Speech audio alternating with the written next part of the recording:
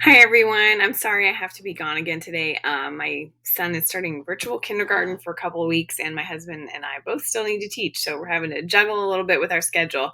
But I wanted to give you a few reminders about your Zentangle sculpture, and if anyone was gone on Friday to get started on this, Jason should be able to help you get started.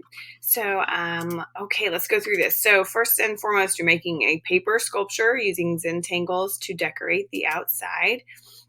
Part of this is to demonstrate line quality. You need to use at least 6 to 8 different types of lines. So thick, thin, wavy, zigzag, stuff like that. And then also incorporate value using lines. So hatching, cross hatching, and stippling. So when I grade your project, I'm going to count the number of lines, and I'm also going to look for at least one example of hatching, one example of cross hatching, and one example of stippling, among other things. You can color things in completely and leave them the color of the paper as well for other values. You're making good craftsmanship as a high priority, so making really deliberate marks. So no, do things really fast and quick and just like rushing through it. You should be making very conscious, deliberate marks. Be in the moment. You're working with a Sharpie directly, so craftsmanship is a really big one for this project. And then thinking about the fact that this is going to be a three-dimensional object when it's all done. So those half diamonds on each side line up with each other when it gets glued together. So that's something to keep in mind. You might want to do the same designs on those pieces. And then also balancing your busy space and your empty space. So making sure you have some tangles that are really busy and some that are maybe a little bit more calm so that it has a nice variety. Also, you are supposed to use a variety of tangles. I expect for you to try some challenging ones, some less, busy ones.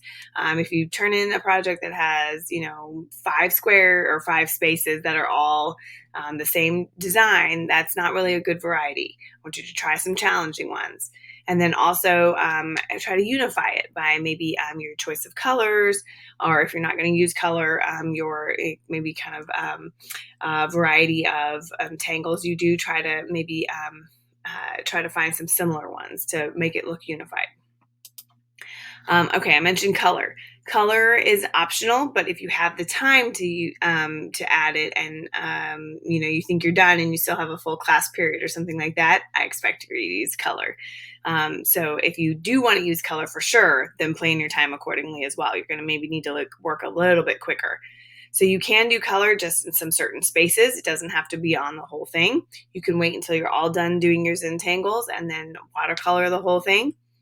And then I want to remind you, the image on the left is an example how you don't have to stay within those diamond boundaries. You can just kind of do your tangles wherever. Those diamond shapes are just to help us with the folding lines when we assemble it at the end. And then finally, if you do use color, make sure it's a unified set of colors. Choose a set and use them throughout. But you shouldn't be at color yet. We just started this, so you should just be doing your Zentangle still.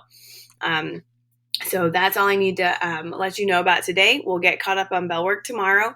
Jason will help with passing out the Zentangle packets and the Sharpies. I expect for you to work in your assigned seat. I expect for you to be working more than talking.